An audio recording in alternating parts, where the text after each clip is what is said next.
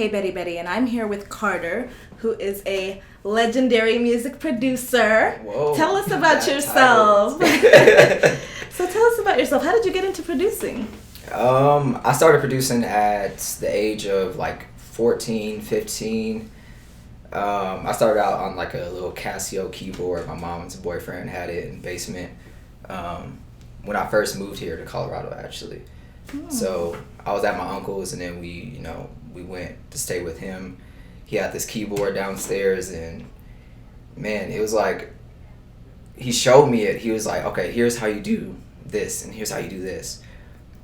And every single day after I was done with school, I would used to, just go down there and just play on it.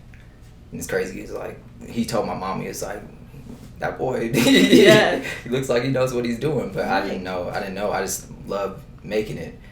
Every single time I would come home, eat a fucking Lunchable, eat a Lunchable, watch MTV Jams, and then go downstairs and make a beat on the keyboard. And my love grew from there. So nice. Were you like channeling towards a certain kind of music, or you were just? It was mostly hip hop beats, because I had friends that were rappers. My brother was a singer, so it was mostly that room. Nice. Do you write music? Here and there. I write with the artist. I don't compose like complete songs and ship them out. But if I'm working with an artist, I would like co-write with them. And I think that's what separates from like the beat makers and the producers, because I'll actually like go in depth, and I want to be there on the mixing session and the writing session and all that. So. Oh yeah. How important is that connection with the artist you're working with? Having that chemistry in the studio. It's the most important, honestly, because me just shipping out beats. It's cool if the artist writes a song and they put it out, but I think it's another thing if you guys could like bond on a song and build that connection within it, because then you could tell. I feel like some people can tell, when you hear it, and it's like, okay, that's just another song. But when you can tell like the chemistry, and then that building process, I think that's everything. Yeah, it's more authentic too. Right. Because you can have a good beat, but if it's not, you can't hear the chemistry between the person who produced it and all that. Tell the difference. Yeah, right. No, for sure. Yeah, for sure. So tell me, I hear a lot of producers don't get the credit they deserve as far as versus artists and stuff like that. There's a lot of people who says their work has been like ripped off or something like that. So how do you prevent these kind of instances? I think it just goes back to the whole connection thing. Like, you got to build that connection with the artist so that you don't get ripped off. But there's no guarantee. And not to say like every artist is like that. I don't want to like put that in the air, but it happens sometimes. It happens. So I think as a producer, you just got to protect yourself, like business wise, and the personal shit, and but yeah, it happens. It happens. It does happen. It happened to me before, but Yeah. At what point did you realize that this was your thing? When you started making tracks, at what point did you realize you're in your groove and you're in your moment? I still haven't realized that. I'm strictly just working and just like, this is what I love, so I'm just in it. And sometimes, like most of the time when you're in something like fully, you don't really get a grasp of like what it is or how it's coming across. So I'm just like fully just in it, and then maybe later on when I go back, because I still listen to like old songs, I'm like, oh shit, I was in my bag on this one, but definitely. But right now it's just it's a full speed ahead and just being in it. Right. Yeah. So speaking of producing, are there any producers who you've been compared to?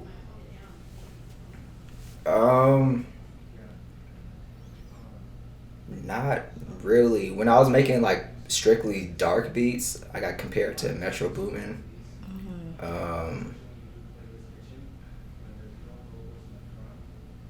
Yeah, not really, honestly.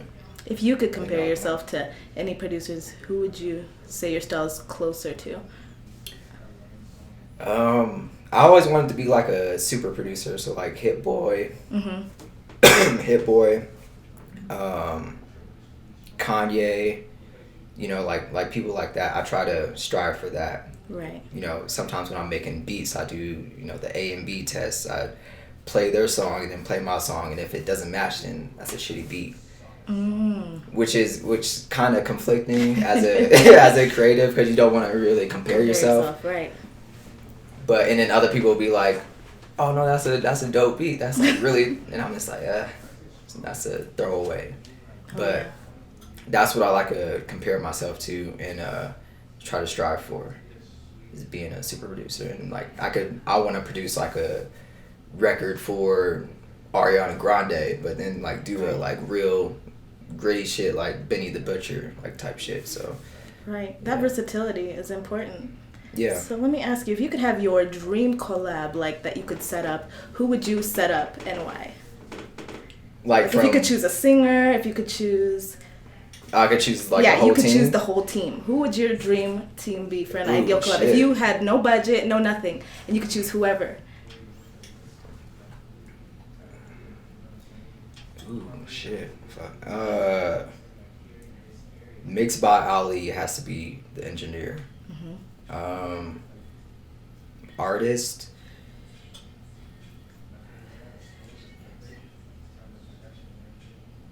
Actually, I don't know. Let's take a step back. Co-produced by me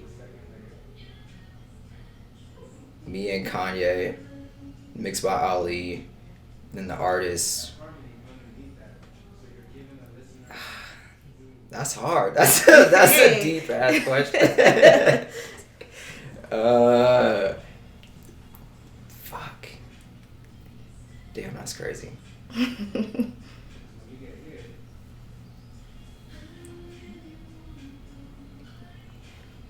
I'll probably go new school, so I'll probably just do like Kendrick or some shit, because I know that would just turn out crazy.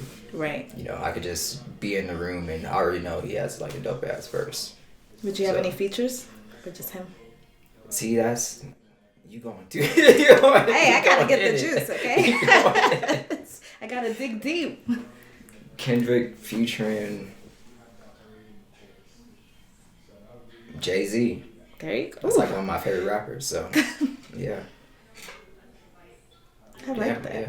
That's a dream team right there. I want to hear the track now. For sure. That's incredible. So how important are lyrics when it comes to... Because I've heard some really great beats and the lyrics were not matching like the excellence of the beat. So if you had to pick great lyrics or a great beat, if you could only choose one, either trash lyrics and a good beat or a good beat and, you know, which would you choose?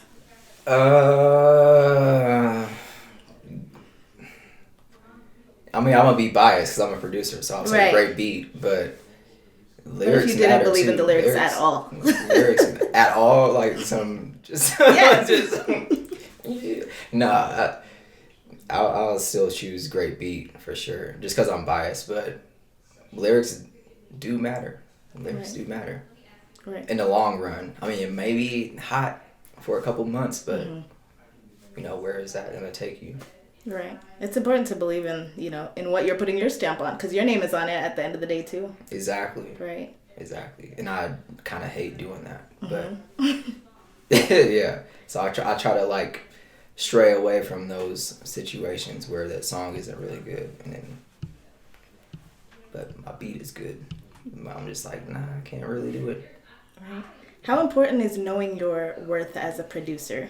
As far as the work that you're able to do, how important is it to attach value to that? You know, because a lot of people I noticed in this industry want handouts like, oh, just be on my track, you're the homie, right? How important is it to add value to something like that? It's very important. I feel like the producer gets overlooked a lot of times because they're the person that starts the track. Right.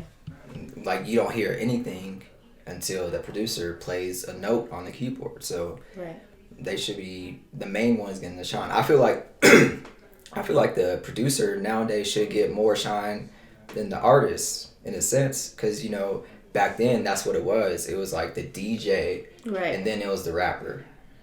But now, since like the internet era and social media, you know, like we like being behind the camera. Like this interview is uncomfortable for me. But, you know, like that's how we operate.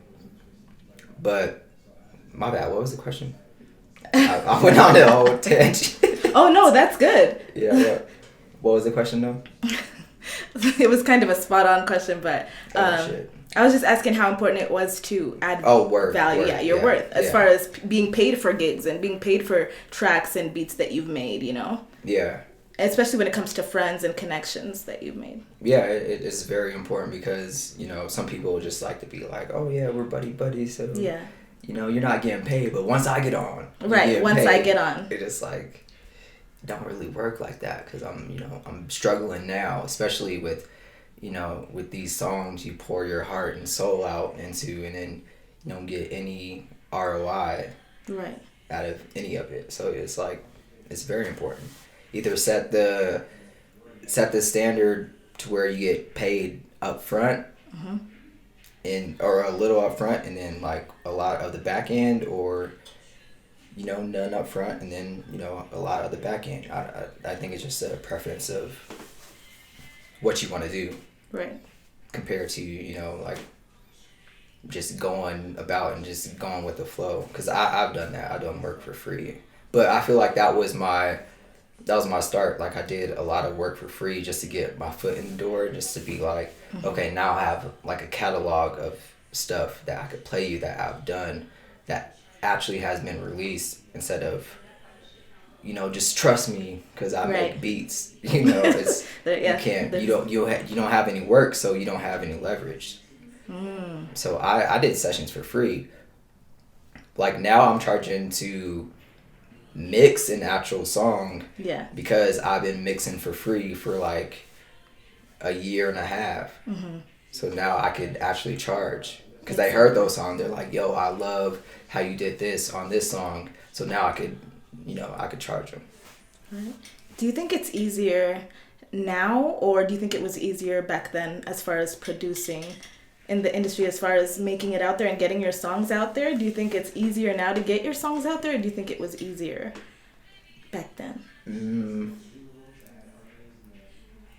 I mean, I was born in the late 90s, 95, so even early 2000s, like as a producer, let's say you're Jermaine Dupri in 2002 versus now you're, you know, Metro Boomin, you're Murda Beats, you know? Yeah. I mean, it might have been, or it might be easier today rather than back then, just because I feel like back then you had to like really, I don't think people really emailed beats like that. It was really just pulling up at the spot and just making a beat on the spot. And I still like to do that. Like that's my favorite shit. I hate emailing shit, and then because you don't know what the artist is feeling that day. Right. It might just be like, you know, they listen to a whole catalog of Erykah Badu, and then you send them some trap shit, and they're like, oh, and then they don't feel the beat. And so you have to like pull up on them. Yeah. And get the whole vibe of like where they're going that day, and you know what they're trying to do. And that brings it back to that chemistry too. Like while they're hearing it, you get to see their perspective and their input. Exactly. Yeah. How important is it to be able to take criticism in this industry as a producer? Like if you submit your work to somebody who's been in the game longer and stuff, how important is it to have that thick skin for criticism? Oh, I'm willing for the feedback. I actually hate the too positive feedback because that's not genuine. Like I know you hear something that's off. If you have like the ears for it, I know you hear something, unless it's just like complete fire. Right. But like if I'm like kind of, I don't really know about it, and then you don't hear anything. Yeah. Then you know. And I think it almost does you a disservice if it's almost too positive, you know? Yeah. If there's nothing that you can always improve with something. Exactly. That is incredible. So it's good, like, to surround yourself with people that, you know, that can do that for you. Exactly. And it's important to network as well. How important is networking with people? Like, since being in Denver, do you think networking is easy here as far as other people helping each other out? Or do you think there's a lot of people not willing to pour what they know? There's a lot of there's a lot of people that like stick to their clique around here, but as you meet people along the way, I feel like there's people behind the scenes that will probably do more for you. Right. Like sometimes like the artists will get caught up in, you know, what they're doing, and that's, you know, that's just how it is. I think more people have to move like that, like who's behind the artists and contact them, or, you know, do stuff with the A&Rs or the producers or something like that. And that's what I'm learning too. I always felt, when I first started here, I always felt like, you know, it was way too many people that I was just like it was like a cult type thing. Like as soon as you get, as soon as you get in, then you're in. Yeah. And then the people outside of it is just like, nah, we don't really fuck with you yet until you have, you know, this, and this. But I think you just got to make good music and shop it to the ones that are willing to, you know, put in that work for you. Right. And it's important to have a network of people who are willing to pour into you, you know? Because someone always knows something that you don't know. Yeah. Yep. That's what I hear. Yep. like I was saying out there, I was like, yo, if a homeless person is willing to give me some game on life, then I'm listening. Exactly. Period. Like I don't really care. That's real. Yeah. It's awesome. Well, I'm so glad you joined me today. Thank you for winding down with me. Thank you. I'm looking. Where can we find your music? On every streaming platform. Nice. Spotify. Like I have producing credits on like Sydney Batty, Aaron, Don Janae. I'm about to have some with Jay Loren, which is about to be, that shit's crazy. Just all over the place. But awesome. produced by Carter is Instagram, Twitter, all that. Nice. And then your links to your projects will be on there. Yeah. Awesome. Well, thank you so much, Carter. Yeah. Thank you for winding down with me. I'm Hey Betty Betty. Have a great day. Thank you.